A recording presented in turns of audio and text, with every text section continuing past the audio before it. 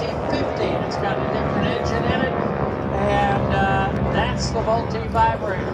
When you did aerobatics in this airplane, it would shake, rattle, roll, and vibrate like mad until you came out of the spin. Now let's G4 Wright Cyclone engines, 1,200 horsepower each. Total weight of the bomber probably sitting there today is probably 31,000 pounds, something like that. 400 hours. Tail comes up real early when you're flying. You just wait for it to hit about 100. You give it a little help, back pressure on the stick, it flies off. No problem at all. Retractable gear, gain 10 miles an hour when you get the gear up. B-25s on the roll. They have R2600 engines. That's a radial engine with 2,600 cubic inches of displacement, 1,750 horsepower on each side. And we're talking about the Ralph, the 55 that goes around.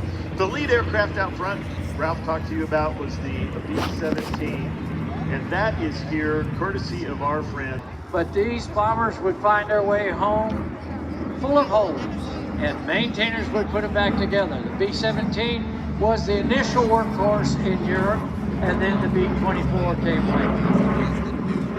And Ralph, we're going to talk when he comes back around next time. We'll talk about the life expectancy for the airplanes back here, not in the front of the airplane, but also in the back of the airplane as they make their way around. But coming next are our two B-25 examples, the Lilways or whatever.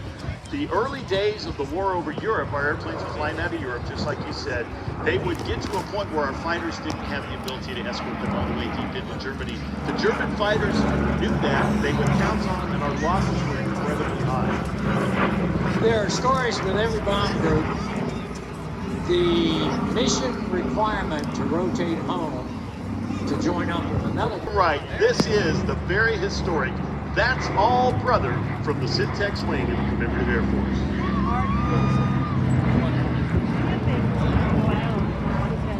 So we have the C-47 and the C-45 doing photo passes for you.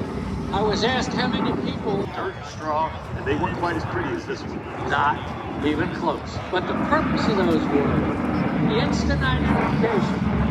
Instant identification of whether you were a friend or a foe.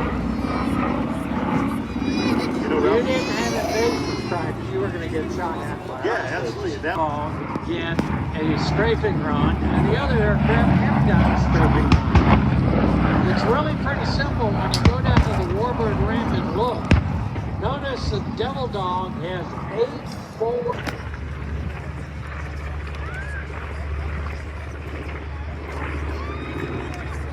My main doors are open. He's doing about 160 miles an hour. Let's see what happens here.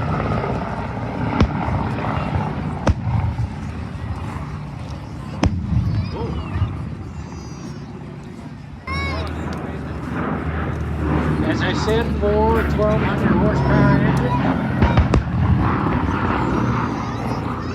Full of 10, 13 machine guns. Now, you notice the tail wheel.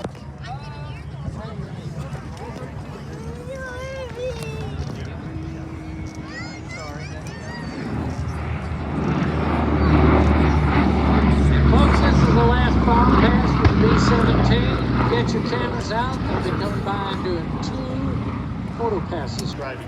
The 8 machine guns just went by on the Devil Dog. Look at the nose here, where the nose bombardier can see how the glass front end.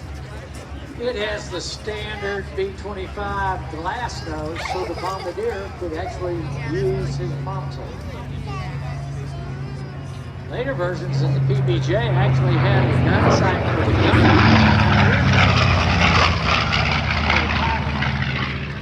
To use. You know, Ralph, I think all of that we've talked about really speaks to the innovation of 2025. It's been our honor to bring history to you, to be reminded of the fantastic efforts that our predecessors have gone through here in America with the challenges that faced them. The very survival of your freedom was at stake. They rose to the occasion, As I said earlier, it was a whole-of-nation effort, from the victory gardens at home to the conservation of supplies and resources, to all be focused on what was needed to win the war. And you see rolling out here the beautiful Yankee lady in a great depiction of the victorious Allied effort in World War II. Now, for you pilots out in the crowd, you will notice that the B-17 made a wheels landing.